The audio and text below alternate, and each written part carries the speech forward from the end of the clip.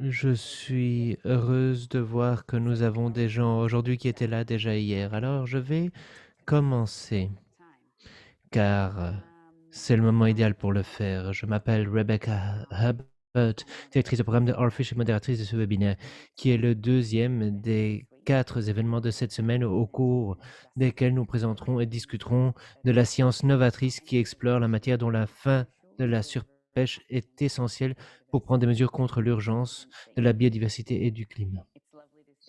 Je suis très heureuse de voir que nous avons des gens des 4 coins d'Europe ici présents et même des 4 coins du monde ici avec nous. Avec ce symposium, nous voulons démontrer, avec l'aide d'un groupe mondial impressionnant de scientifiques et d'économistes, comment la fin de la surpêche atténue les changements climatiques, améliore l'adaptation et restaure la santé des océans. Et ce faisant, présente des avantages considérables pour les populations. Mais avant de commencer, je tiens à rappeler quelques règles de base liées à l'organisation de webinaires. J'imagine que vous les connaissez plus ou moins toutes après, disons, l'utilisation accrue de Zoom au cours de ces 12 derniers mois. Alors tout d'abord, permettez-moi de vous dire que nous avons une formidable équipe d'interprètes avec nous encore aujourd'hui. Merci beaucoup, madame. Et donc, si vous souhaitez écouter ce webinaire, eh bien, vous pouvez l'écouter en français, en espagnol, en allemand ou en anglais. Et vous n'avez qu'à cliquer sur le petit globe en bas à droite de votre écran pour choisir la langue de votre choix. Mais bon, vous le savez déjà si vous entendez ma voix. Passez au prochain transparent, s'il vous plaît. Merci bien, Mike. Alors, si vous avez des questions, s'il vous plaît, partagez-les dans l'onglet questions-réponses et utilisions l'onglet conversation juste pour des questions, disons, technico-techniques d'ordre logistique. Pour les questions à adresser aux orateurs, s'il vous plaît, utilisez l'onglet questions-réponses. Nous essayerons d'avoir une session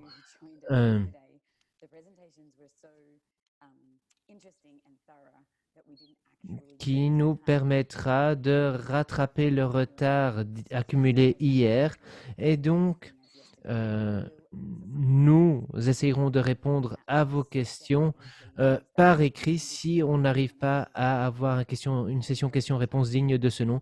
Et voilà. Ensuite, sachez également qu'aujourd'hui, nous enregistrons à nouveau cette session et donc, s'il vous plaît, soyez sympathiques et puis profitez bien de cet événement. Comme nous l'avons fait hier, nous allons maintenant procéder à un petit sondage et enfin, à la fin de ce webinaire,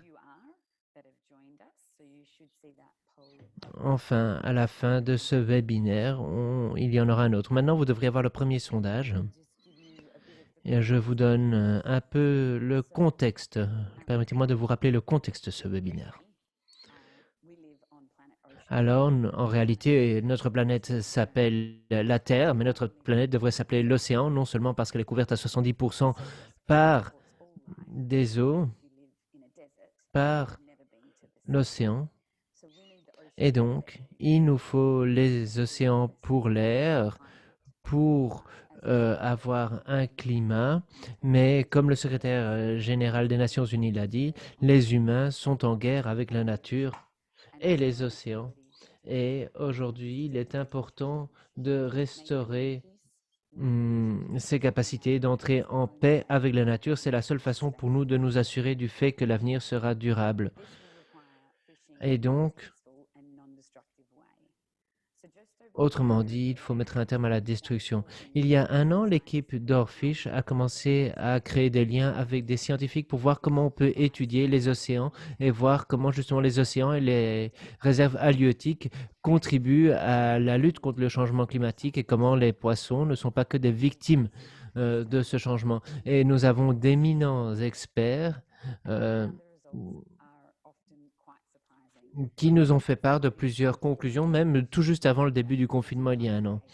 Et on peut limiter le chaos climatique, notamment grâce à nos réserves halieutiques. Pour les décideurs aux Nations Unies et ailleurs, aujourd'hui, on peut mettre un terme à la guerre contre la nature et réussir à respecter davantage les engagements en matière de climat et ainsi protéger les pêcheries. Nous pouvons passer des paroles aux actes. Les articles présentés lors de ce webinaire font partie d'une série thématique qui sera publiée dans Frontiers in Marine Science et elles seront libres d'accès. Ce webinaire est le deuxième, comme je vous l'ai déjà dit, d'une série de 4 webinaires. Mais veuillez noter que vous devrez vous inscrire pour les prochains événements si vous souhaitez y avoir accès. Donc, n'hésitez pas à vous rendre sur climateocean.com pour vous inscrire. Alors, l'événement d'aujourd'hui, comme je vous l'ai déjà dit, sera enregistré. Les enregistrements et les présentations seront également publiés par la suite sur notre site web climateoceans.com, tout comme les présentations et les enregistrements d'hier qui sont déjà en ligne, soit dit en passant. Et pour nous jeter à l'eau, je tiens à vous dire qu'aujourd'hui, on va se concentrer sur la pêche à petite échelle. L'interaction entre les écosystèmes, la séquestration du carbone par les poissons et les pêcheries, et enfin l'adaptation.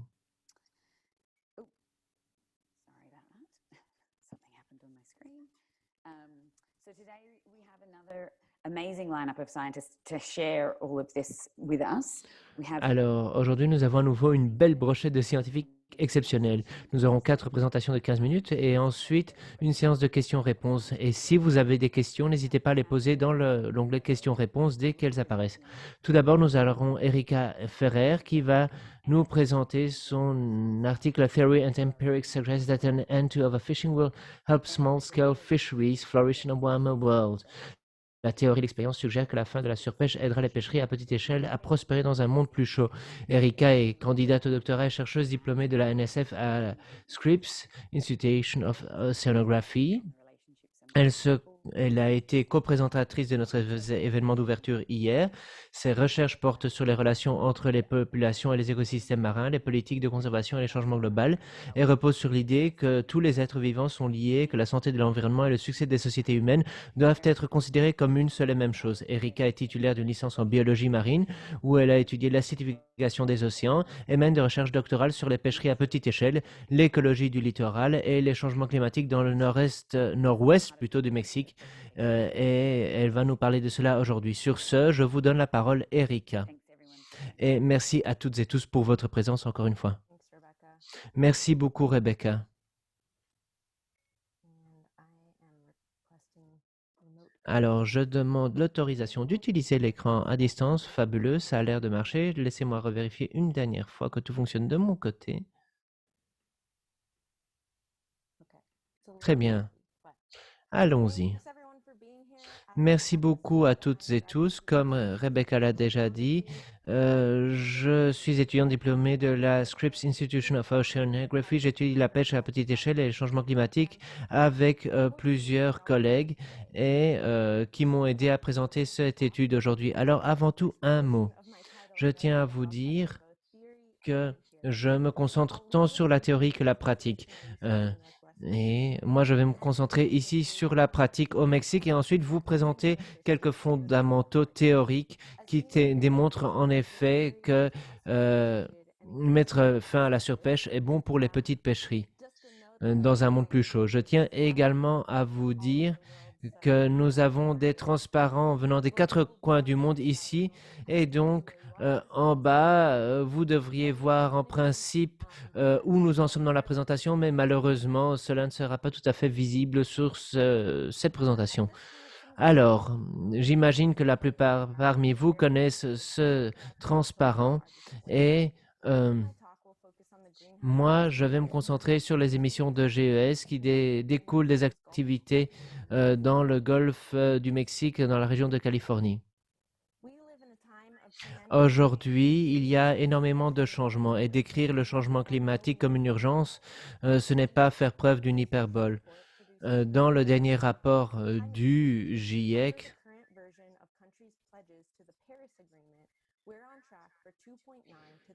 Nous devrions, en effet, selon les dernières évaluations des accords de Paris, arriver à 2,9 à 3,4 degrés Celsius d'augmentation.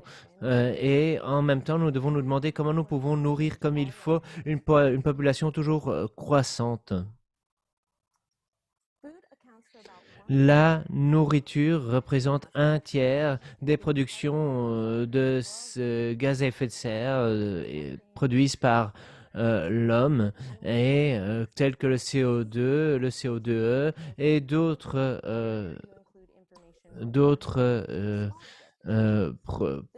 d'autres substances également. Mais les petites pêcheries, elles, quant à elles, jouent un rôle critique en ce qui concerne les moyens de subsistance pour bon nombre, et permettent également de nourrir énormément de citoyens, notamment plus de 30% des citoyens sur les littoraux.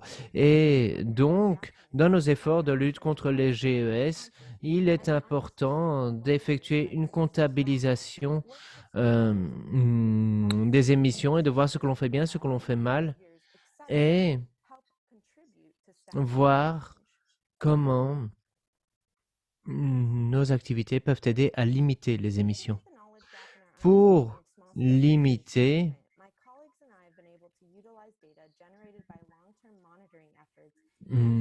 ce fossé, mes collègues et moi, nous avons effectué des mesures dans le golfe du Mexique. Alors, pour ceux qui parmi vous connaissent la géographie d'Amérique du Nord, eh bien, là, dans cette zone, nous avons une sorte de sandwich avec la Baja California Sur, cette péninsule, et le Nouveau-Mexique.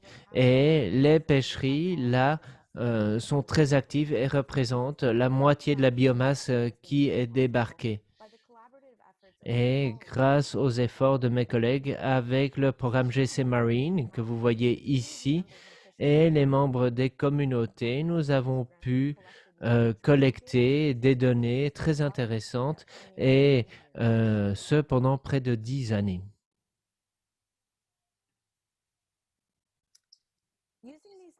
En utilisant ces données, dans la première partie de ma thèse, j'ai analysé les plusieurs types de produits de la mer, notamment les mollusques, les démersaux, les grands pélagiques, les poissons démersaux non résidents, les poissons démersaux résidents, les crustacés, les petits pélagiques et les crevettes. Et ici, vous voyez justement les axes horizontaux et verticaux, et ces données découlent de plus de 4500 sorties en mer individuelles. Et à droite, vous voyez l'intensité des émissions pour chaque type de produit de la mer et des estimations en protéines entre parenthèses. Et cela nous permet justement de comparer la protéine découlant de la mer, de protéines émanant du bétail ou encore de légumineuses. Et nous avons découvert, si mon transparent me le permet, que au Mexique, il y a certaines solutions très intéressantes, notamment les démersaux, comme vous pouvez le voir en haut de l'écran. Nous sommes avec des démersaux plus ou moins à des taux de CO2 comparables à des légumineuses, tandis que pour ce qui est des crevettes, on se rapproche davantage de l'agneau et du bétail, tel que des bovins. Alors, pourquoi une telle différence? Eh bien,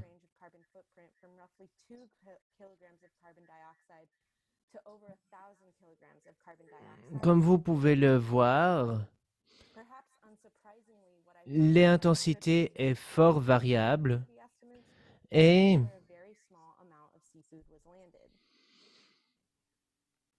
c'est peut-être lié notamment aux petits débarquements qui ont lieu parfois. Ah, merci bien, désolé. Alors moi, je me demandais comment justement cette intensité était liée aux pressions. Est-ce que le transparent précédent ne découle pas de certaines pratiques liées à la surpêche? Et donc, moi, j'ai voulu analyser cela. Alors, j'ai tenté d'analyser l'empreinte des pêcheries, là où on sait qu'il y a une densité plus faible et là où il y a des densités plus élevées. Et on peut utiliser ces densités justement pour analyser les pressions sur les mers. Des éléments portent à croire que dans le golfe en haut du Mexique, eh bien, est élevée alors que la densité dans le bas du Pacifique est plus basse. Et des éléments préliminaires portent à croire que, en effet, la pression dans ces régions peut engendrer des anticités en CO2 différentes pour ces deux types d'organismes. Ici, vous voyez des résultats pour ces réserves halieutiques, car ce sont les seules réserves dans la base de données pour lesquelles il y avait suffisamment de données pour les deux régions et des échantillons intéressants concernant les différents paramètres nous intéressants. Alors ici, ce qui est très intéressant pour moi, c'est que la densité ne reflète pas parfaitement les pressions sur les pêcheries. Et donc, ici, on sait que dans certaines régions, eh bien, certaines populations sont plus productives que d'autres.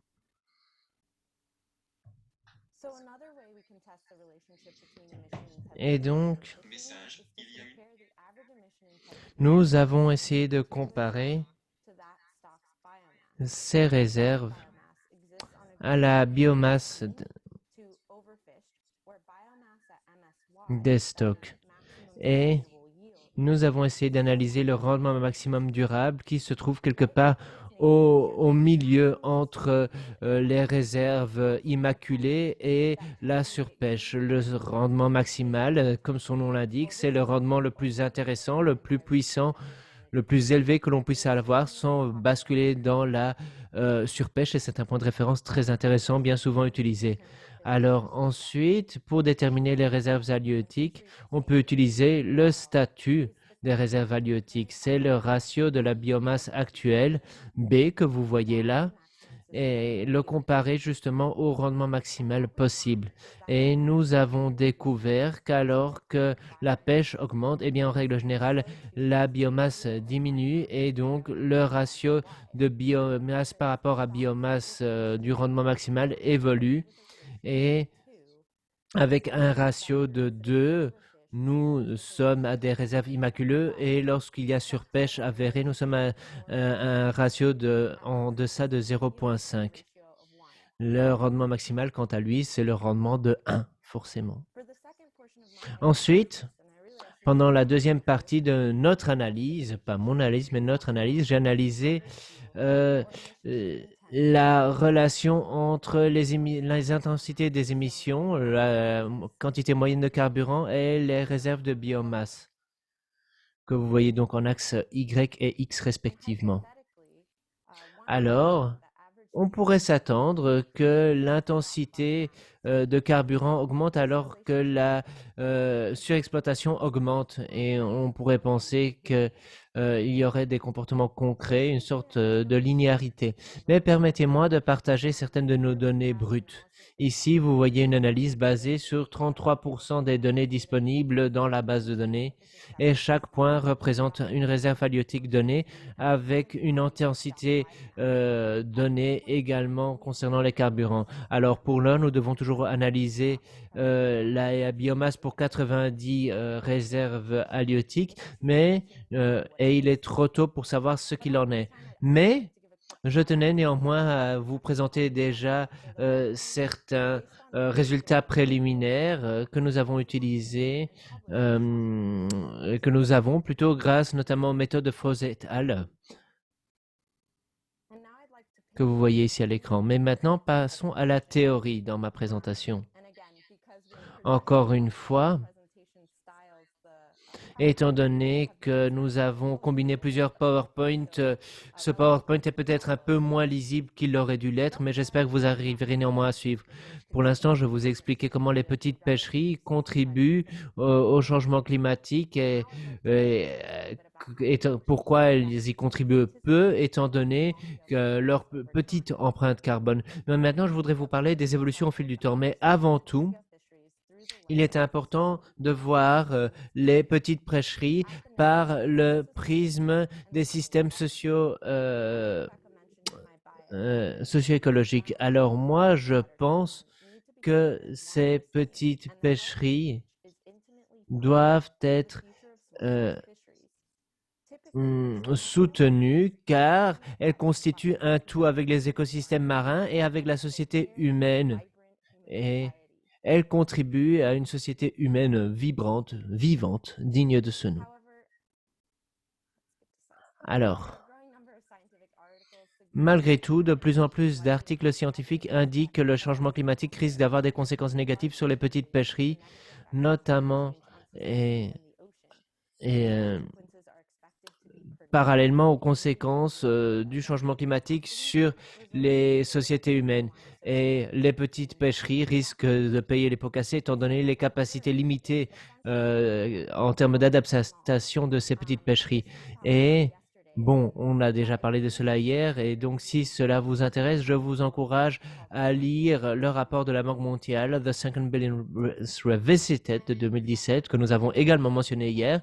Et enfin, je dirais juste en conclusion qu'il nous appartient de mettre un terme à la surpêche, de reconstruire les réserves halieutiques et nous pouvons reconstruire les réserves marines et cela aidera justement à lutter contre les effets délétères du changement climatique et petit à petit, nous pourrons limiter l'empreinte de toutes les formes de dans toutes les formes d'émissions, mais à nous de le faire. Maintenant, quelques conclusions.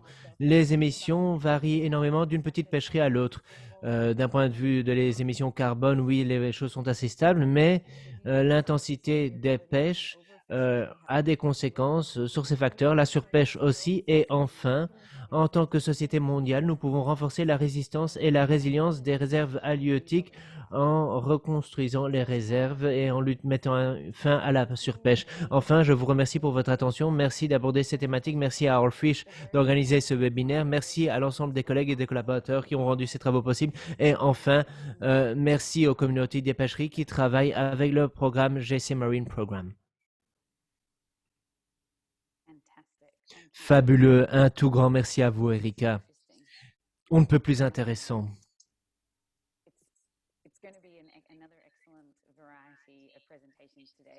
Je sens qu'aujourd'hui, nous allons encore avoir droit à de belles présentations un peu plus intéressantes aujourd'hui qui vont se concentrer justement sur la lutte contre la surpêche qui peut en effet aider à atteindre ces objectifs que nous avons établis. Alors, si vous avez des questions pour Erika, surtout n'oubliez pas de les indiquer dans la question-réponse.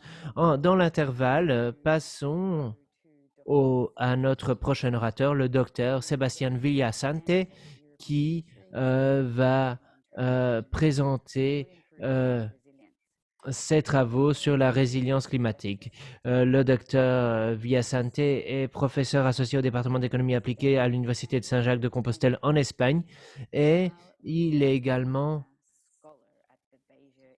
boursier à la Carl Göran Mahler au Bayer Institute of Ecological Economics en Suède. Sébastien s'intéresse au rôle de la biodiversité marine pour le bien-être et les changements sociaux transformateurs des systèmes socio-écologiques marins. Il est actuellement coordinateur du Conseil consolidé européen sur la recherche Equality, Transformative Adaptation Towards Ocean Equalities. Il est fondateur du groupe de travail du Conseil international pour l'exploration de la mer sur la résilience et les services écosystémiques marins, du groupe de travail du partenariat pour les services écosystémiques sur l'évaluation économique des services écosystémiques marins. Il est co-auteur principal de l'IPBES et membre du Comité scientifique, technique et économique de la pêche, le CSTEP. Il a été invité à prendre la parole devant plusieurs organisations internationales telles que la Convention sur la diversité biologique des Nations Unies, et il est également membre du conseil de rédaction des revues scientifiques. Je vais y arriver. Ambio, Ecosystems and People, Marine Policy et Flowzone. Et je ne sais pas vraiment comment il faut prononcer cela, mais bon, peu importe. C'est un éminent orateur, vous l'aurez compris, un éminent scientifique. Donc, docteur Villasante, je vous donne la parole. Merci beaucoup, Sébastien. Mais merci à vous, Rebecca.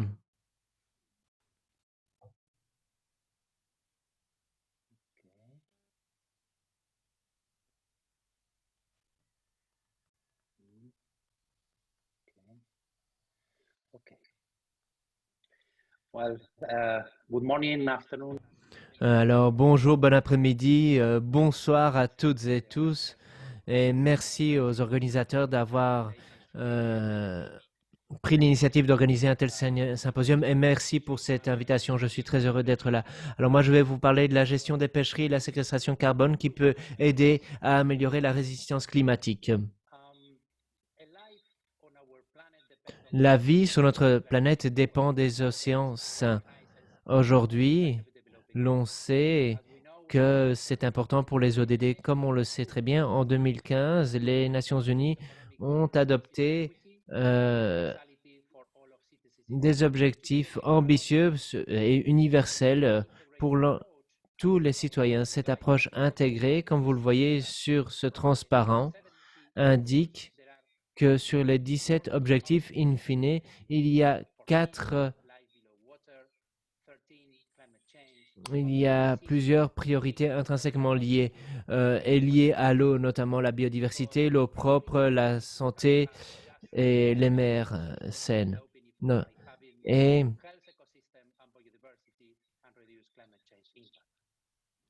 il est en conséquence important d'effectuer des recherches en la matière. Et justement, ici, on voit que le carbone bleu des océans ressort avec la pêche. Vous le voyez sur ce transparent, notamment sur le tableau A, le carbone émanant de l'océan n'a cessé d'augmenter depuis les années 50. Et les interprètes font de leur mieux, mais le son de monsieur est très difficile à interpréter. Cela étant dit, il est important de comprendre que pour certaines formes de carbone, il n'y a pas de marché. Et la croissance macroéconomique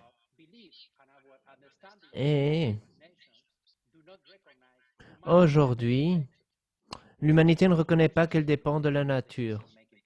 Et bien souvent, nous ne sommes pas inclus dans les processus de prise de décision. Et c'est pourquoi il est important de corriger le tir et de développer des mesures pour justement améliorer la situation. Et donc, ici, vous voyez un transparent de l'UNED. Et vous voyez que depuis 1992 à 2014, les capitaux produits ont augmenté énormément alors que les capitaux humains ont à peine évolué, mais la valeur du capital naturel, quant à lui, a baissé de près de 40%.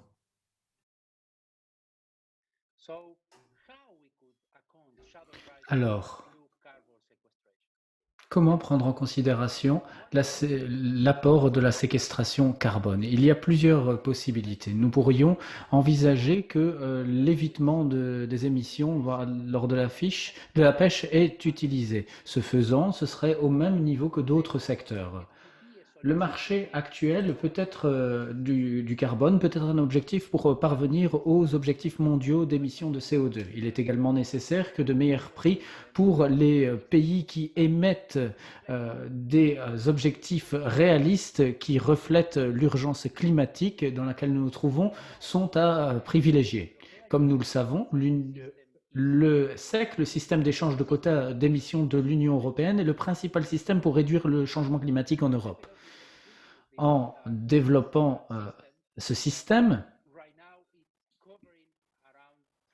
sachez que pour le moment, il couvre 3/4 des échanges mondiaux d'émissions de carbone dans le monde.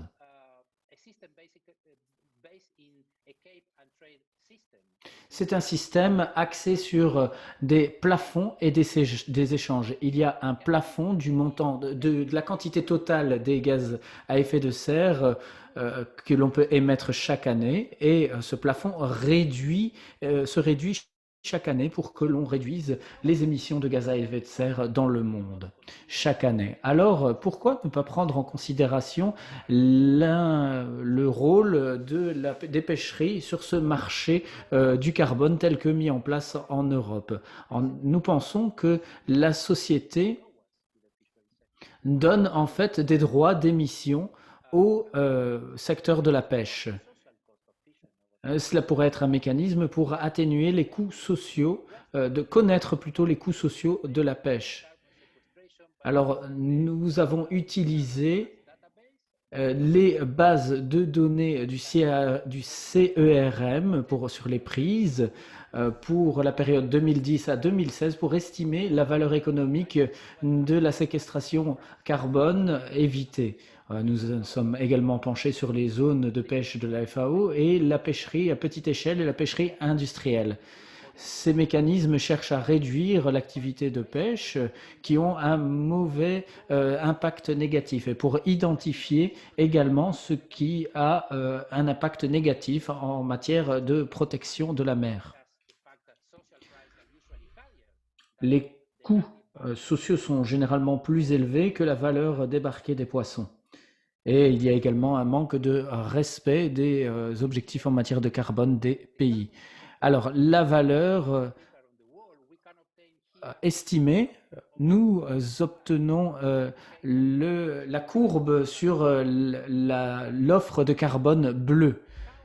Donc, nous pourrions savoir s'il est possible d'augmenter ou de réduire les activités de pêche pour parvenir à une plus grande séquestration carbone. Voici l'exemple de la rentabilité moyenne de la flotte de pêche européenne au cours des 3 dernières années. Selon les estimations, c'est 40% par an. Nous pourrions imaginer qu'un investisseur qui aurait une rentabilité similaire, il serait intéressé, mais cela générerait une plus grande séquestration de carbone. En rouge, le point où l'objectif de réduction fixé par l'accord de Paris pour veiller à ce que l'on n'excède pas les 1,5 degrés d'ici à 2050. Il faut souligner que ce mécanisme ne sera pas utilisé pour compenser l'absence de pêche. On peut l'utiliser pour montrer que l'intégration de la flotte de pêche industrielle à ce système d'échange de quotas pourrait être utile pour le prix du carbone bleu.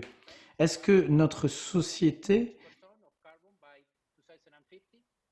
pourrait donner une valeur à chaque tonne de carbone bleu évité d'ici à 2050? C'est la question que l'on peut se poser. Alors, voici ce que cela donnerait si on appliquait cela au secteur. Il y a les scénarios de débarquement avec l'utilisation du marché carbone par rapport au statu quo, donc sans mécanisme. Dans l'ensemble, on remarque qu'il n'y a pas de hausse des prises mondiales dans le temps. Mais il y a une réduction des prises dans certaines régions, par exemple en mer Méditerranée, Antarctique, Pacifique, Sud-Est aussi, en Océanie, entre autres, évidemment.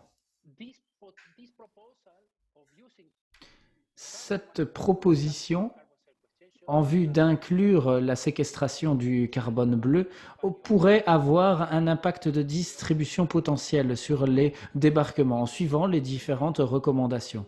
Ce mécanisme pourrait réduire les inégalités actuelles en matière de débarquement et cela permettrait également une meilleure distribution du débarquement de valeur pour le secteur de pêche qui ont un moindre impact en matière de séquestration de carbone. Alors, en résumé, je dirais que ces types de mécanismes pourraient être un actif institutionnel et dépendront en fin de compte de la décision politique en vue de son application et de son niveau d'application.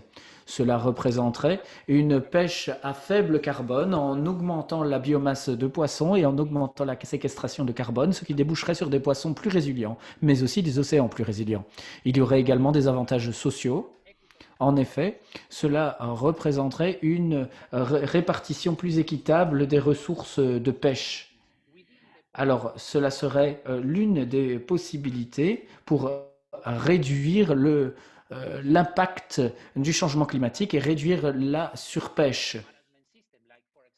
Et il pourrait y avoir une non-rivalité avec les systèmes actuels de gestion des pêcheries, notamment les zones marines protégées. Je vous remercie de votre attention. Magnifique, merci beaucoup Sébastien. À présent, un autre angle sur la question.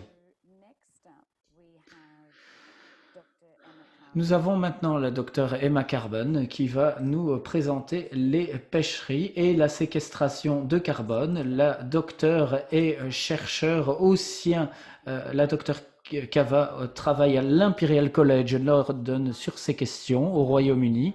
Elle est géochimiste, elle se concentre sur les cycles de carbone dans la vie biomarine, dispose d'un doctorat d'océanographie du Centre d'océanographie nationale au Royaume-Uni et son premier postdoctoral se fait en Australie, à l'université de Tasmanie, avant de revenir au Royaume-Uni pour un deuxième postdoctorat sur la modélisation géoécologique et ensuite pour commencer des études, une position plutôt à l'Imperial College London.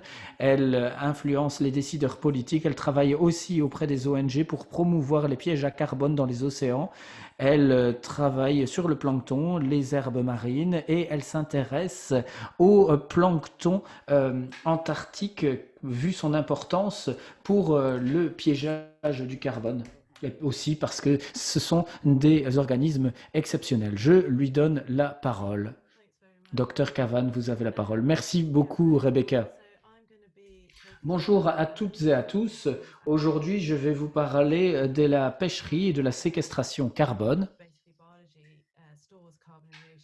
Je vais expliquer comment l'on emmagasine le carbone dans l'océan. Je travaille avec Dr Simon Hill et Dr Grace aussi, qui sont deux éminents collègues de différentes universités et qui m'aident dans mon travail. Alors, comme vous l'avez vu, c'est là le fil conducteur de ce symposium. Et moi, je vais me concentrer sur les poissons, la vie marine et les réseaux alimentaires et la manière dont ils se concentrent, dont ils séquestrent le carbone. Je vais également parler du fond marin, des impacts que cela peut avoir. Tout ce que je vais dire aujourd'hui a pour objectif de promouvoir la lutte contre la surpêche. C'est essentiel. Cela doit être pris comme décision au niveau politique. Dans l'océan, le plancton et le poisson séquestrent du carbone. J'ai publié cette image depuis des années. Il y a des flèches un peu partout, c'est très compliqué. Je vais vous expliquer, ne vous inquiétez pas. Ce qu'il faut retenir, c'est que c'est encadré à gauche pour dire que l'on a séquestré du dioxyde de carbone depuis des millénaires. On séquestre ce carbone dans les océans en le puisant de l'atmosphère et en l'enfouissant dans l'océan. Il est enfoui bien loin de l'atmosphère. Donc c'est vraiment très utile pour le climat. Alors, à la surface de l'océan, il y a production primaire avec le phytoplancton. Ce sont des algues marines à cellules uniques qui absorbent le CO2 depuis l'océan et l'intègre dans l'océan. C'est un peu comme les feuilles sur Terre qui prennent le CO2 et en font de la matière organique. Ces algues, ce plancton, couleront. 50% plus ou moins meurent avant d'être mangés et s'agrègent pour former des matières de détritus, si l'on veut, ces brins, et cela va couler à 100 mètres par jour au fond de l'océan. C'est très riche, c'est rempli de carbone.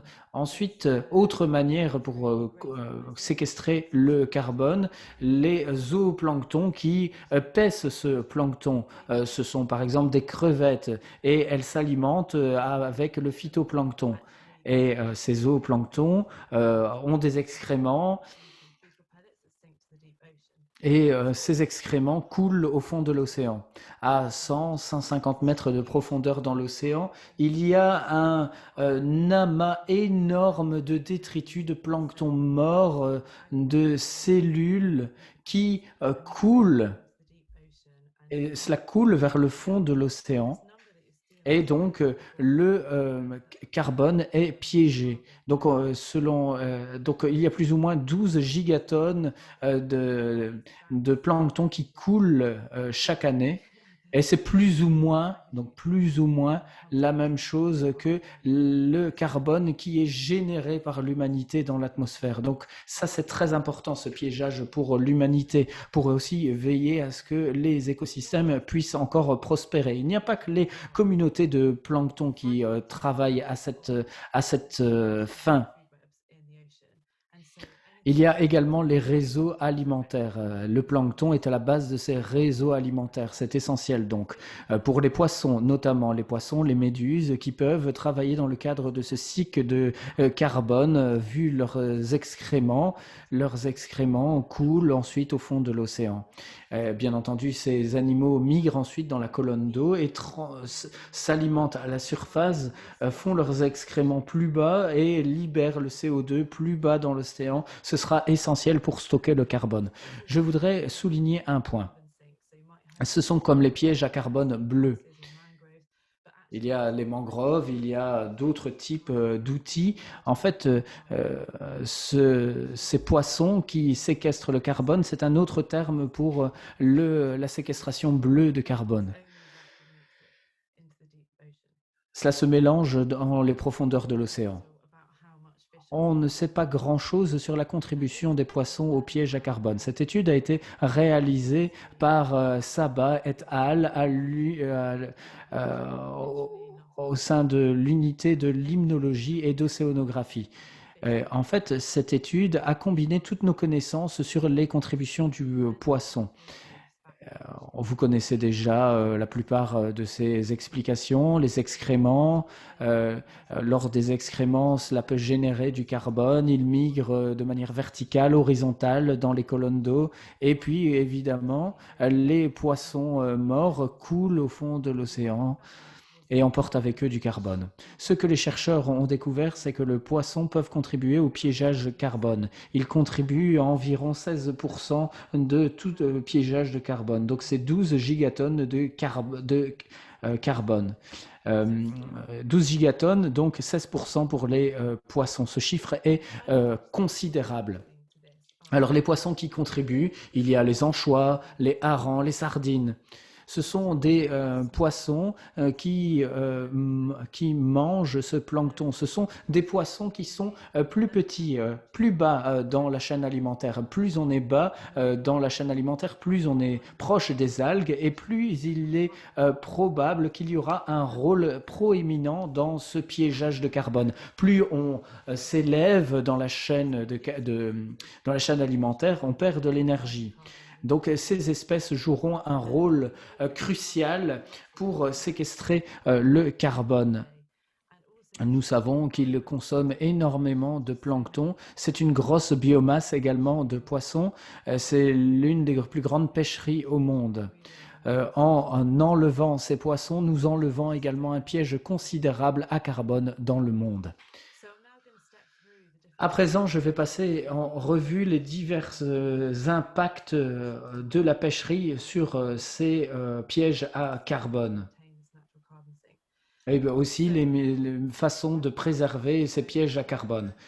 Alors, ce triangle vertical représente la situation. Il y a beaucoup d'algues à la surface qui absorbent le CO2 et puis il coule avec le CO2 en profondeur. Il y a de moins en moins de plancton et ce plancton est consommé. Il plonge dans les profondeurs de l'océan avec le carbone. Il y a également les excréments qui sont générés par le krill, entre autres. Donc c'est l'impact, il y a à gauche les impacts directs et à droite les impacts indirects. Ici, on représente les espèces qui sont essentielles pour fertiliser. Et il y a notamment les oiseaux de mer, les baleines également qui peuvent promouvoir la croissance du plancton. Cela, comme les engrais en fait sur les terrains agricoles, il y a certaines espèces qui sont importantes pour promouvoir l'absorption de dioxyde de carbone et son enfouissement.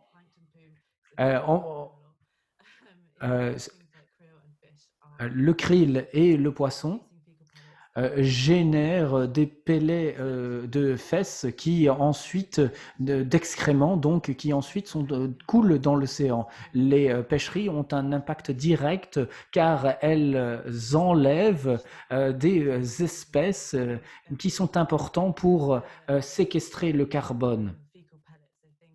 Avec les pellets d'excréments, le hareng, les sardines, les anchois, toutes ces espèces qui jouent un rôle capital à cet égard.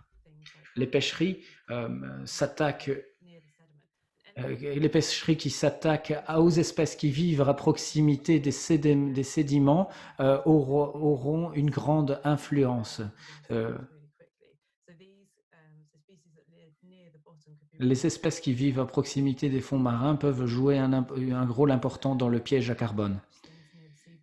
Alors, il faut pêcher à proximité des fonds marins et donc on soulève des sédiments. Il y a du carbone qui a été piégé depuis très longtemps déjà. Par conséquent, lorsque les sédiments sont en suspension, le carbone est dégagé et peut être rééchangé avec l'atmosphère. Donc, il peut y avoir un impact positif.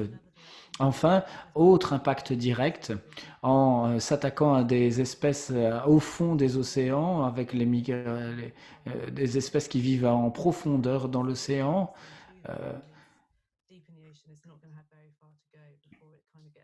leurs excréments n'ont pas beaucoup de distance à parcourir avant de toucher les fonds marins. Donc en les enlevant, on a également une incidence. Effet indirect, les cascades trophiques. De quoi s'agit-il? Quand on s'attaque à un prédateur, à un poisson plus haut dans la chaîne alimentaire. Si on pêche des thons, il y en aura moins, et donc il y aura peut-être moins d'attaques sur les anchois. C'est peut-être bien parce qu'il y en aura plus, mais il y aura alors moins de krill parce qu'il y a trop d'anchois. Il faut parvenir à l'équilibre de l'écosystème. On pourrait autrement avoir un impact. Et donc,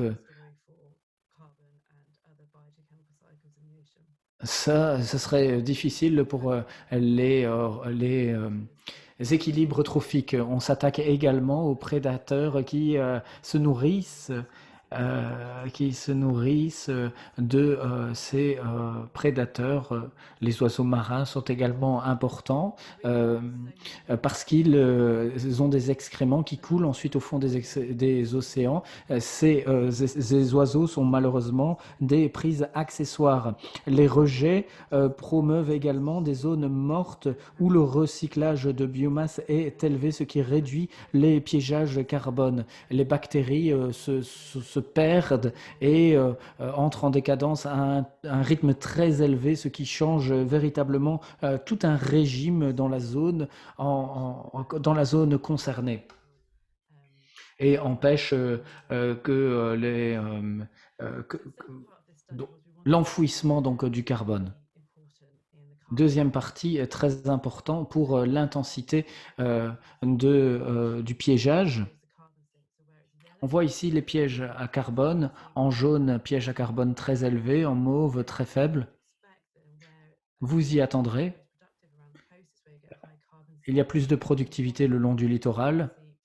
En bas, on voit l'intensité de pêche. Le jaune est très élevé et vu les rejets près du littoral, l'intensité est élevée. Quand je fais chevaucher les deux cartes, on voit où il y a des piégeages à carbone élevés, où on voit également où il y a de l'intensité en orange. Il y a des pièges à carbone et une grande intensité de pêche. Malheureusement, l'Europe est le plus grand piège à carbone et également la région où il y a plus de pêche. 14% du piégeage carbone au monde et 15% de l'intensité de pêche mondiale. C'est considérable. L'Europe est une région essentielle à protéger. Elle est principalement écumée par les chalutiers, le maquereau atlantique et le hareng y résident principalement. Ce sont des espèces qui sont essentielles pour leur pellet d'excréments. Et il y a également des poissons qui se trouvent au fond de la mer et dont les excréments n'ont pas une grande distance à parcourir pour toucher le fond. Il s'agit du cabillaud atlantique. Les mers européennes sont les plus sujettes à la pêche et sont celles qui présentent le plus grand piégeage de carbone. Elles sont dominées par des poissons pélagiques de petite taille. J'en arrive maintenant à mes messages de conclusion à retenir. J'espère que vous serez convaincu que la vie marine est essentielle pour le piégeage naturel du CO2. C'était parfaitement en équilibre avant que nous étions là et avant que nous émettions énormément de CO2 dans l'atmosphère et avant que nous pêchions de manière industrielle. L'Europe est la région où il y a le plus d'intensité de pêche au monde et où il y a le plus grand piège à carbone. Si nous réduisons la surpêche en Europe, nous contribuerons à préserver le piégeage et le stockage du CO2 atmosphérique. Je vous remercie de votre attention. Fabuleux, merci beaucoup Emma. C'était très clair, très bien présenté. Et c'était vraiment une présentation très scientifique avec des graphiques très clairs, très utiles. C'était vraiment très bien.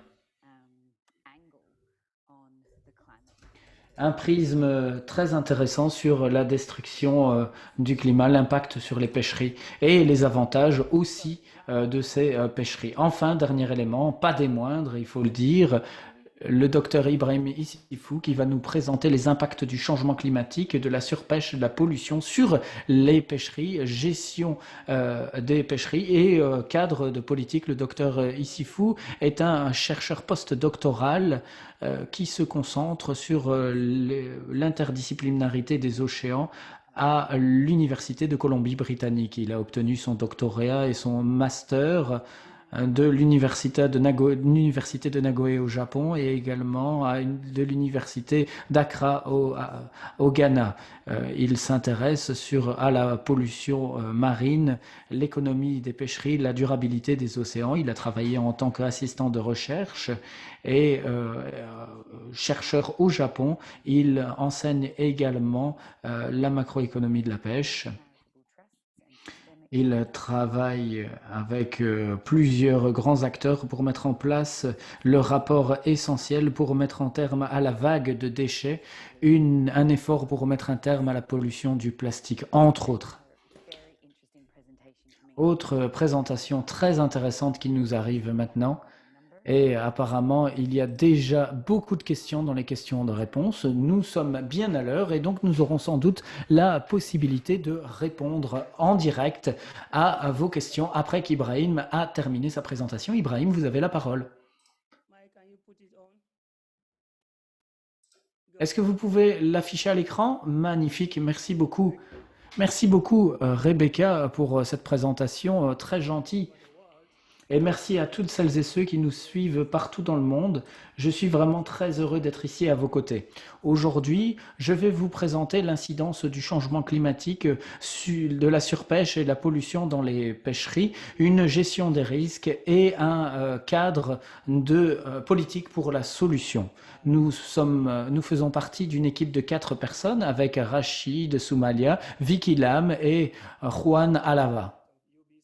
Nous faisons tous partie de l'UBC et de son département de pêcherie et de recherche économique. Alors, voyons maintenant les différentes informations dont nous disposons. Alors, ce Transparency comporte des données sur le changement climatique, la surpêche et l'impact de la pollution sur les poissons.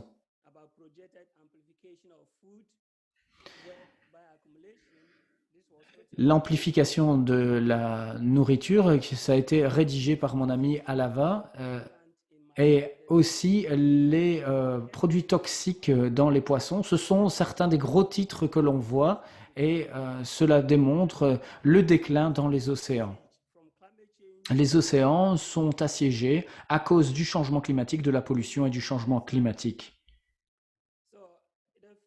Le prochain transparent. La première évaluation mondiale des effets cumulés de l'homme démontre que 40% des océans du monde sont fortement touchés par les activités humaines, notamment la surpêche et la pollution. L'évaluation a été menée par Ben Alpem. Il a indiqué où se trouvaient les effets cumulatifs et les types de stress générés sur les ressources en question. Sur ce transparent, comme vous le verrez, nous avons l'impact humain.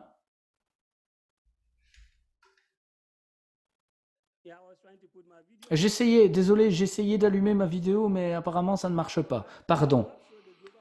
Alors, c'est la carte globale des écosystèmes et les zones les plus touchées sont, vous le voyez ici. Ah, ça y est, ma caméra fonctionne, ma vidéo fonctionne. Cette carte montre l'impact humain sur les écosystèmes marins. Et cela va d'un très faible impact à un très gros impact. On voit que l'Est des Caraïbes, B, en dessous du globe, et les eaux japonaises font partie des zones les plus touchées en matière d'activité humaine. Cela pourrait générer des zones mortes, ce qui a des conséquences nuisibles pour l'environnement marin. Heureusement, nous voyons que le nord de l'Australie est le moins touché. Est-ce que l'on peut passer au transparent suivant? Magnifique. Autre donnée qui démontre que nos océans sont assiégés. Alors, le déclin de nos pêcheries. Étude de Polly et Zeller de 2016. Regardez la première figure. Les trajectoires de prise des pêcheries marines rapportées et reconstituées de 1950 à 2010. En noir, ce sont les prises rapportées qui commencent à diminuer depuis les années 90. On constate une baisse considérable des stocks de pêcherie mondiaux, au moins 10%. On a atteint le pic dans les années 90 et on commence à avoir un déclin de 30%. Et il y a une surexploitation dans le monde aussi. Les océans sont menacés. La plupart des pêcheries dans le monde sont en surpêche. Figure 2, Atlantique du Nord-Est, où les activités de pêche ont commencé. La figure 2 démontre le déclin des prises, tout particulièrement pour des espèces importantes comme le cabillaud, entre autres. Le rapport sur la biodiversité des Nations Unies nous rappelle que cela a le plus grand impact négatif sur la nature depuis les années 70. Transparent suivant. Transparent suivant, il parle de l'impact des pêcheries sur le revenu. Ce document, cet article a été publié par mon co-auteur, l'un de nos intervenants d'ailleurs. D'ailleurs, il s'agit de Vicky Lam. Ça a été publié en 2016. Ce document évoque le changement de pourcentage dans le potentiel de revenu maximum des pêcheries à de grandes émissions de CO2, et ce depuis 2015. Plus la bulle est élevée, plus l'impact des pêcheries sur le PIB national est élevé. Il y a les impacts négatifs. Alors, tout à gauche, on voit le changement maximum, le pourcentage de changement dans le potentiel de revenu maximum. Et l'indice de développement humain faible est élevé à droite. On va voir ce qui génère des gagnants, des perdants en matière de pêcherie. Alors ici, on constate que certains pays auront une incidence négative, les Tuvalu par exemple, et Tokolo aussi pour la Nouvelle-Zélande. Ce sont des pays qui se trouvent dans le Pacifique qui seront généralement touchés négativement. Il y aura des vainqueurs aussi en matière de changement climatique. Certains pays comme le Groenland et l'Islande seront des pays qui bénéficieront du changement climatique. Dans le scénario du pire des cas.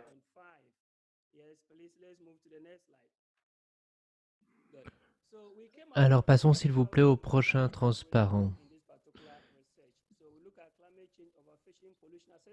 Et donc, ici, vous voyez comment le changement climatique, la surpêche et la pollution sont intrinsèquement liés.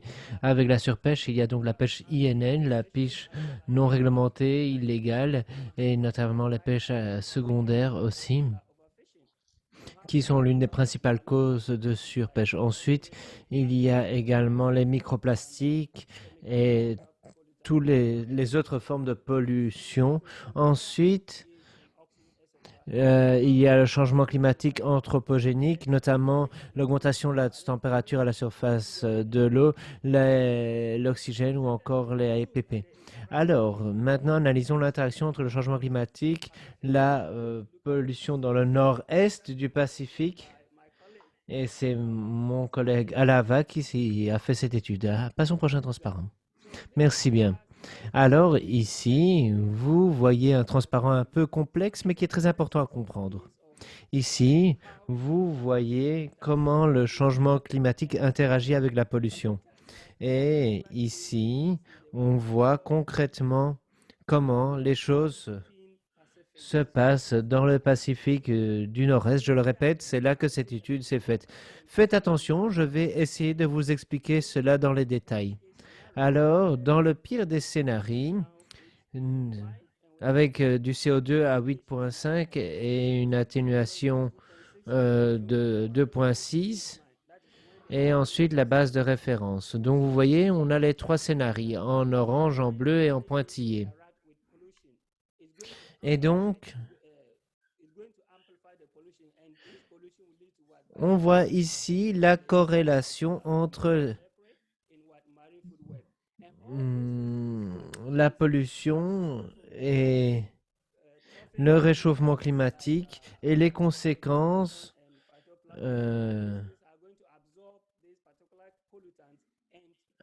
avec le méthylmercure et certaines espèces telles que le saumon et d'autres dépendent de plus petites espèces qui ont besoin du plancton et donc ici, on voit que des conséquences au niveau micro peuvent avoir des conséquences au niveau macro et in fine sur l'être humain qui voit les réserves halieutiques se vider potentiellement. Le changement climatique amplifie toute situation de crise où nous aurions donc des émissions de CO2 élevées avec un RCP de 8,5 et ce à cause du mercure, ce serait mauvais pour la santé humaine et mauvais pour nos écosystèmes. Mais passons au prochain transparent. Merci bien. Alors, sur ce transparent, vous voyez donc des informations venant du GIEC. Le GIEC qui nous parle de l'adaptation du cadre d'évaluation des interactions et des impacts du changement climatique et des polluants. Ici, vous voyez concrètement ce qui a été exposé au transparent précédent pour le Pacifique du Nord-Est, mais ici pour le monde entier avec le GIEC. Ici, on voit la corrélation entre les effets néfastes des polluants et les effets néfastes du changement climatique. On voit le réchauffement des océans, l'augmentation des taux de CO2, l'acidification, la diminution de l'oxygène, le taux de salinité qui change, ou encore les productions primaires qui évoluent. Et donc, tout cela pourrait engendrer un écroulement des systèmes que nous connaissons à cause justement de l'évolution des systèmes marins. Et donc, la santé de nos écosystèmes va avoir une conséquence sur nos systèmes humains. Et ce tableau, je vous le répète, il nous vient du GIEC qui date de 2019. Mais passons au prochain transparent.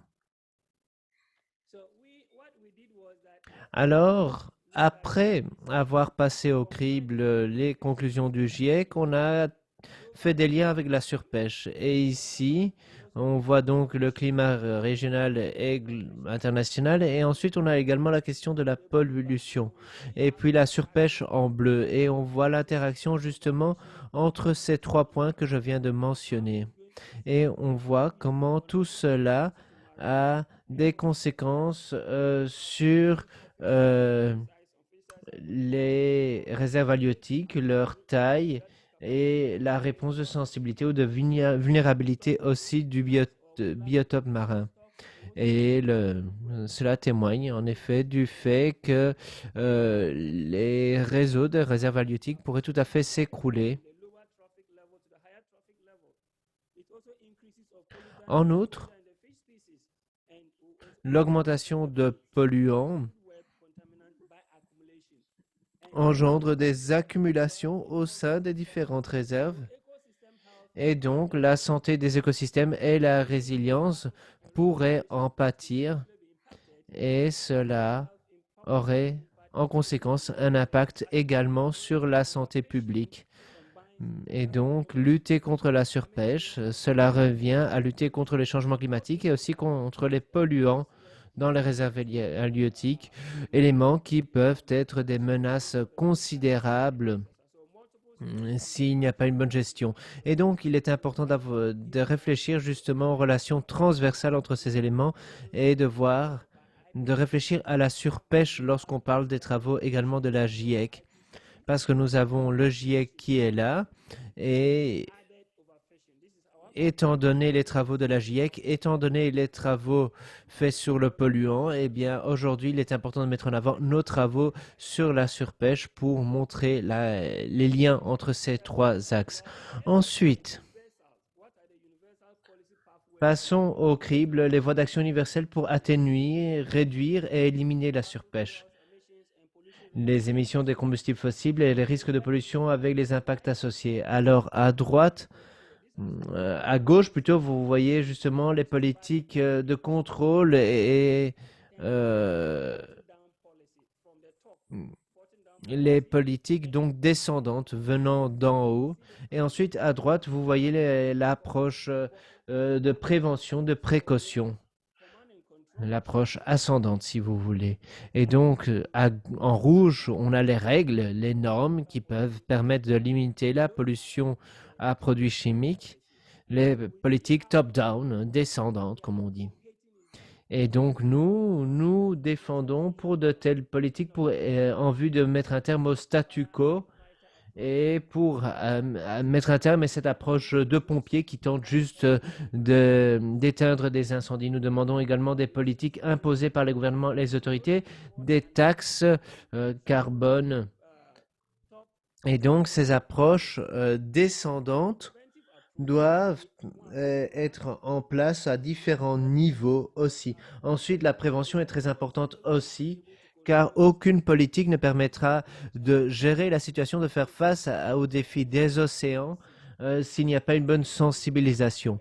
Et donc, nous insistons sur le fait que les instruments top-down, descendants, contraignants, doivent être accompagnés par des mesures permettant de renforcer les capacités. Il faut ces instruments préventifs pour transformer le monde, pour lutter contre les pratiques, pour ouvrir les yeux des différents acteurs, pour créer de nouvelles voies plus résilientes, plus pérennes, plus durables.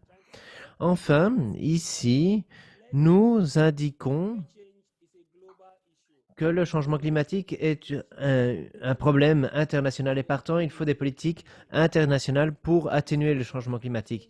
La pollution, quant à elle, est un sous-produit des transports, de la production alimentaire et d'autres choses encore. Et la pollution est omniprésente. Et donc, aujourd'hui, il nous faut une culture visant à contrôler cette pollution et à la limiter. Il faut réussir à arriver à un optimum, pour ainsi dire, et limiter les changements climatiques, limiter la pollution et puis mettre un terme à la surpêche. C'est le troisième encadré. Après le jaune et l'orange, l'encadré bleu, mettre un terme à la surpêche. Lutter donc contre la pêche INN pour éviter de voir certaines réserves halieutiques fondre comme neige au soleil. Et enfin, il est important d'avoir à l'esprit que justement cette surpêche risque d'engendrer un effondrement des stocks, mais aussi toutes les conséquences découlant de cet effondrement. Mais passons au prochain transparent. Ici,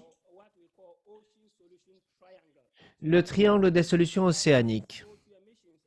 Alors, nous avons les émissions de CO2, la surpêche et la pollution. Et donc, une approche préventive est nécessaire, une approche préventive venant d'en haut. Mais ensuite, il est important d'avoir également une approche basée sur le marché. Et enfin, une approche top-down. Mais passons au prochain transparent. La prochaine étape sera de modéliser les changements climatiques, la surpêche et la pollution pour avoir un modèle dynamique de l'enveloppe bioclimatique. Et nous utiliserons les données sur la pêche provenant de Sea Rounds Us. Ensuite, nous utiliserons également les données du GIEC, les données disponibles sur la pollution. Prochain transparent. Alors, que devez-vous retenir? Eh bien, notre analyse est toujours en cours. Mais nous avons pu passer au crible plusieurs dossiers très intéressants qui permettront, espérons-le, de lutter plus efficacement contre la surpêche, les émissions de CO2 et la pollution. Il est indispensable de mettre un terme à cette surpêche pour pérenniser les réserves halieutiques. Et nous avons vu dans le Pacifique ce qui se passe. Et aujourd'hui, un nouvel accord dans le Pacifique entre 8 États membres a vu le jour en vue de promouvoir la restauration des pêcheries nationales de 80% des réserves dans 3 pays.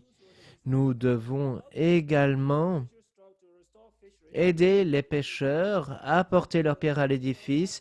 Et enfin, je vous remercie pour votre participation à ce webinaire et merci pour votre attention. Ici, il y a mes collègues à l'écran aussi, Vicky, et puis Juan José et Rachid. Encore une fois, je vous remercie pour votre attention et votre temps. Un tout grand merci.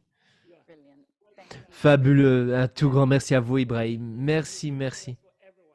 Et encore une fois, la résilience des océans, c'est bon pour tous et tous. Oui, magnifique. Merci.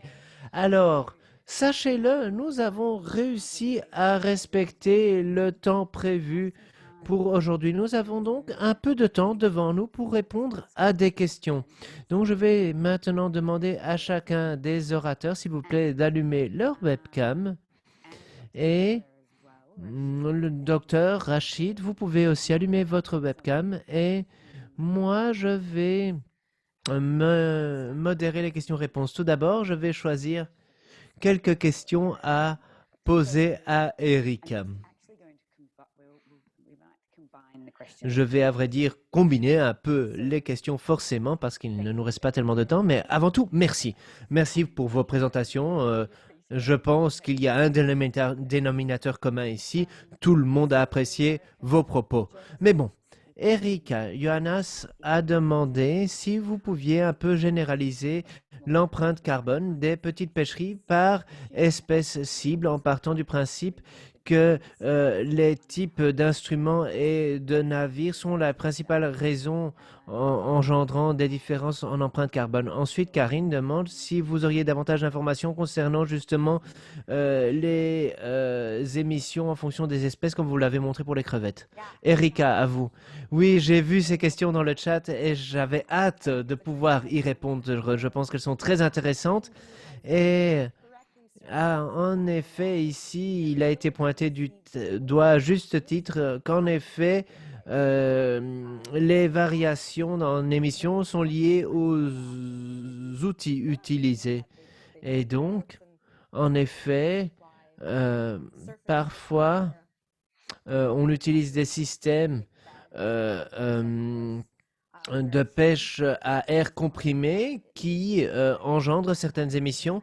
Et ensuite, pour ce qui est des crevettes, 80% des débarquements des crevettes étaient faits avec des petits chalutiers et 20% avec des petits filets. Et bon, je parle de cela dans mon article que vous pourrez consulter.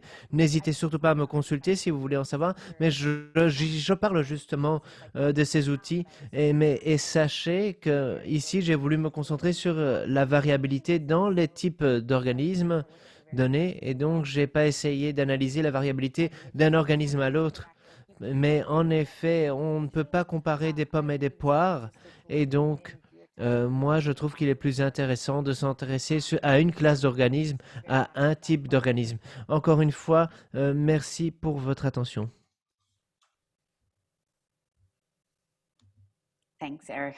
Merci à vous, Erika. Alors, Rachid, est-ce que vous êtes là? Alors, ma vidéo apparemment ne veut pas se réactiver et vous ne me voyez pas. Je ne sais pas trop pourquoi. J'espère que vous m'entendez. Oui, parfaitement, parfaitement. C'est ce qui est le plus important, n'est-ce pas? Alors, une question pour Emma.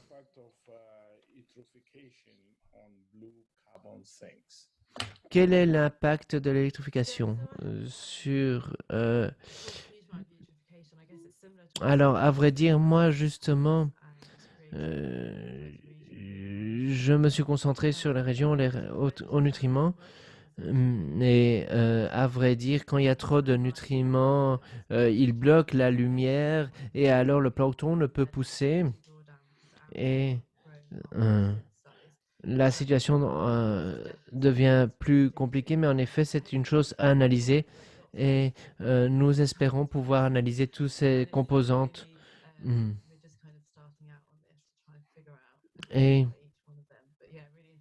Mais voilà, en effet, question très intéressante. Merci beaucoup. Alors, je vais répondre à la prochaine question. Je pense que je vais la donner à Sébastien. C'est une question qui s'adresse aussi à tout le monde. Sébastien, essayez-vous-y.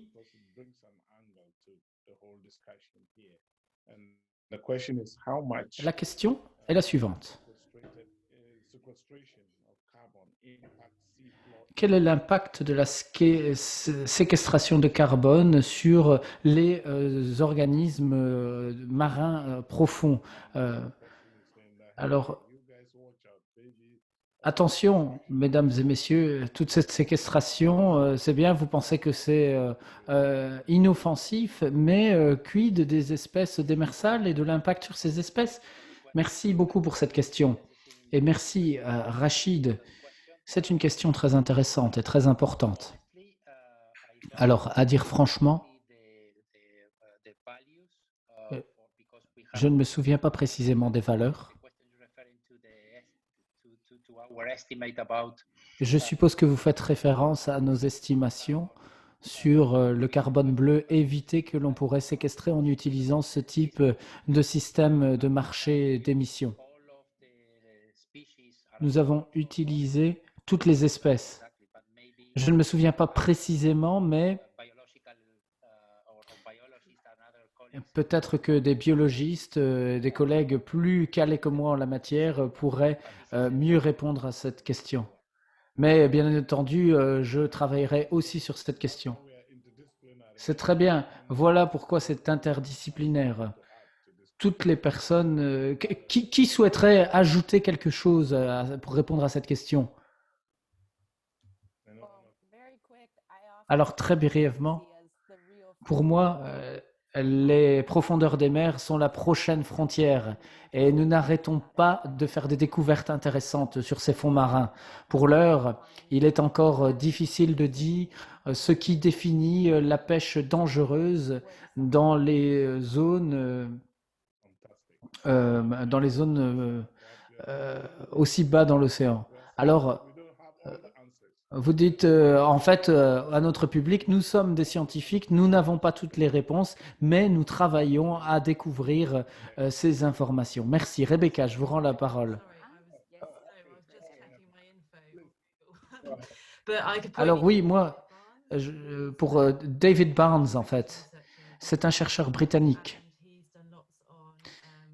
Il a effectué énormément de recherches sur le stockage de carbone bleu dans les coraux, dans les profondeurs des mers. Il y a un article publié par lui, ses collègues dans Nature, et c'est très utile. David Barnes, à suivre, très bien. Merci beaucoup pour cette information complémentaire. Très bien. Alors, une question pour Ibrahim. Vu que la pêche illégale est un gros problème, d'après vous, comment l'endiguer ou la réduire grâce aux autorités de gestion des pêches et au gouvernement? Très bonne question. Nous connaissons tous l'impact de la pêche INN, l'exploitation de nos stocks marins.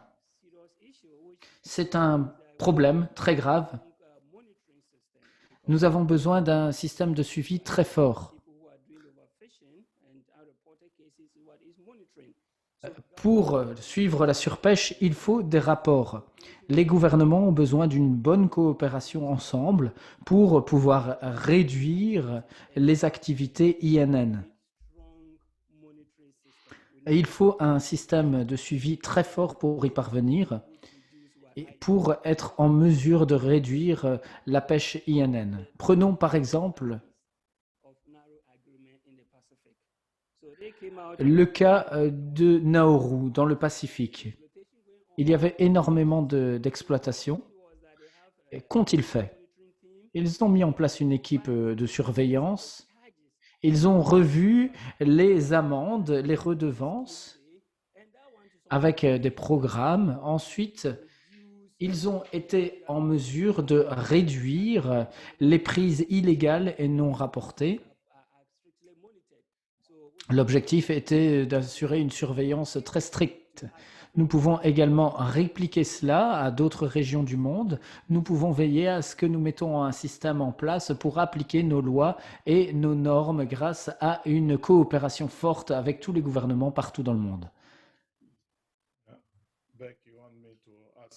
Beck, est-ce que je pose la question suivante? Oui, je pense qu'on a encore le temps pour une question. Et en fait, nous n'avons que l'embarras du choix parce que les questions sont de très grande qualité.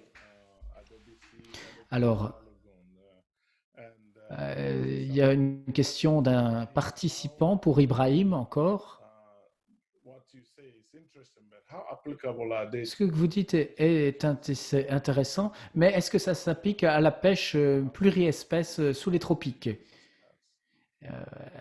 Est-ce que c'est lié donc à ce que vous avez dit? Pourriez-vous répondre à cette question?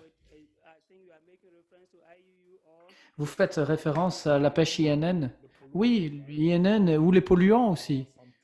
Sur les thons, nous savons comment cela fonctionne, mais pour d'autres types de poissons, d'autres espèces de plus petite taille, par exemple, est-ce que le problème est le même? Non, parce que certaines espèces sont plus sensibles à la pollution que d'autres. Ce que nous ferons donc, c'est qu'il y a plusieurs zones. Pacifique, par exemple, avec le travail d'Alava sur la zone est du Pacifique. Nous avons vu également que cela s'est amplifié en raison d'une bioaccumulation chez certaines espèces. Il y a une bioaccumulation des polluants. Cela varie d'une espèce à l'autre, d'un endroit à l'autre aussi. Donc il faut davantage de recherche pour se pencher sur les différentes régions pour voir quel est l'impact.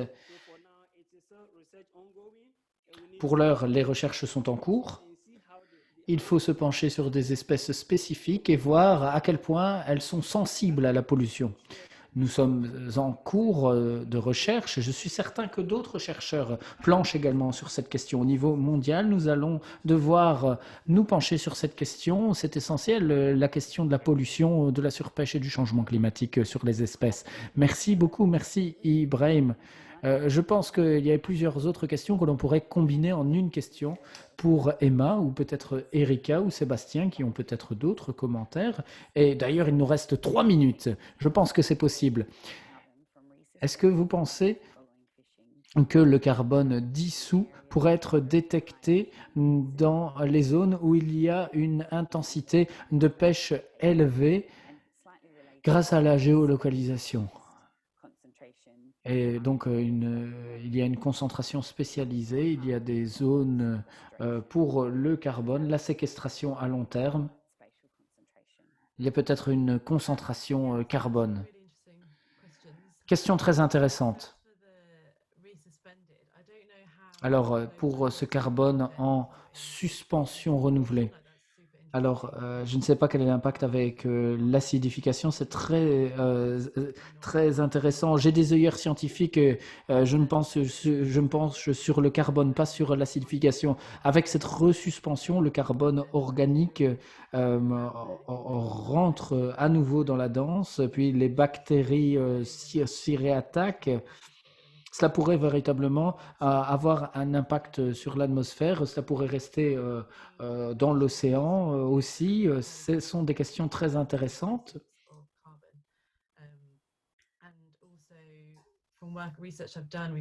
Alors, des recherches ont été effectuées.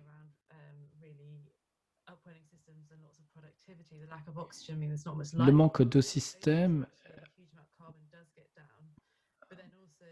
provoque évidemment des problèmes, mais le carbone continue à retomber. Si il y a une nouvelle suspension de ce carbone, cela a une incidence sur les relations, les équilibres, en tout cas dans l'océan. Donc à suivre, parce que je n'ai pas la réponse complète à cette question. Peut-être que quelqu'un d'autre a des compléments de réponse à donner à cette question.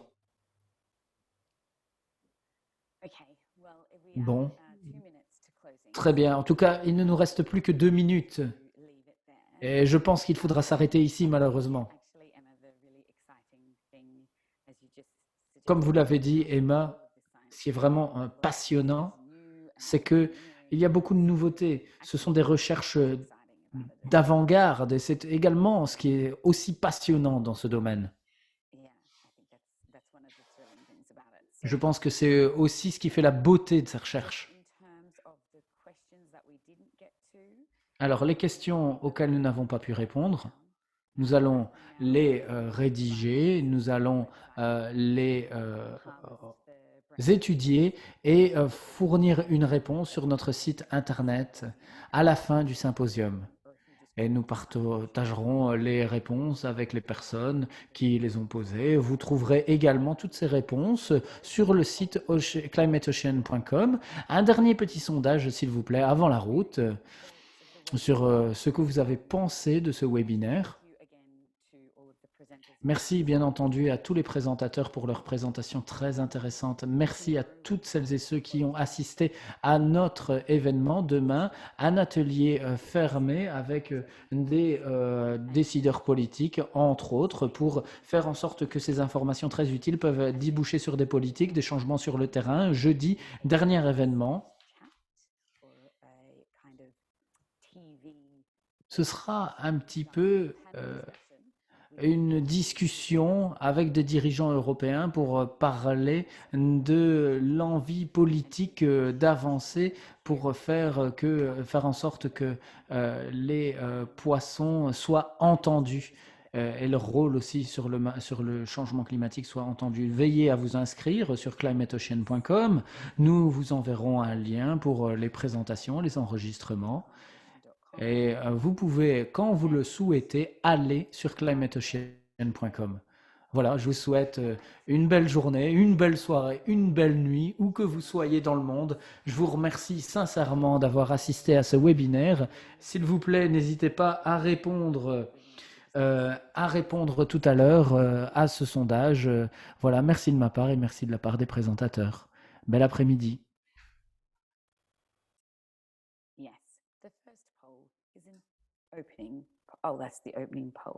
Ah, pardon, le premier sondage ne s'ouvre pas. Ah, pardon, je me suis trompé de sondage. Je devrais envoyer le sondage de clôture. On va peut-être vous envoyer le bon sondage. Patientez encore quelques instants si possible. Le voici.